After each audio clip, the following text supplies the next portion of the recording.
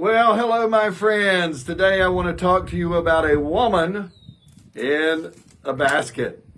We go to Zechariah chapter number 5. Zechariah was a prophet during the days of Haggai. They were contemporaries, prophesying at the same time for Zerubbabel, who had come out of exile from Babylon, gone back into Jerusalem to rebuild the temple.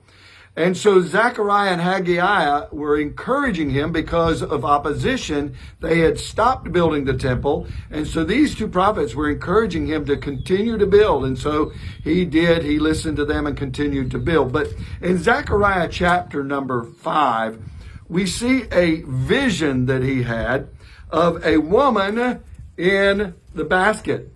And in chapter number 5, verse 6, he said, "What is it?" He said, "This is a little basket that is going out." And he said, "This is their iniquities in all the land."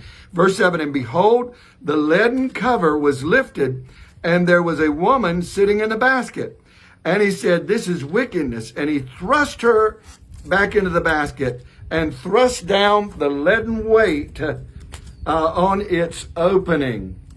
Now, I began to think about this woman now in the basket. The woman, actually, the reason it uses, I think, a woman to represent wickedness, my commentary that I was reading said that it is because in the Hebrew word for wickedness is feminine in gender. And so they use a woman here to represent this wickedness. Now, here's what I thought about whenever I read this story and this vision.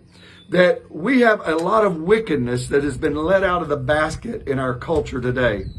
There's bitterness and anger and homosexuality and abortion and murder and thievery, and it goes on and on and on and on.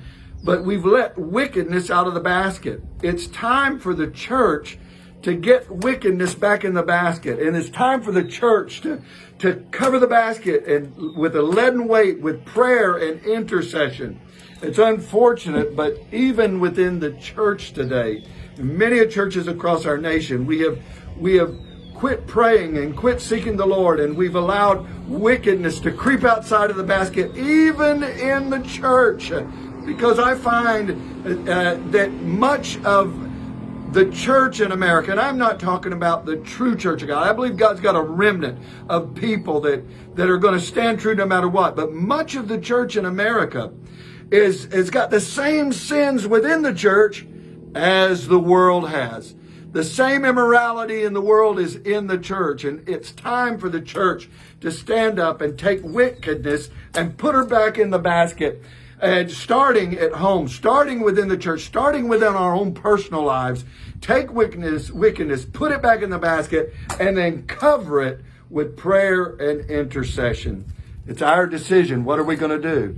We're going to allow wickedness to stay outside the back basket, or are we going to put it back in the basket where she belongs? God bless you. I look forward to seeing you again tomorrow. Bye-bye.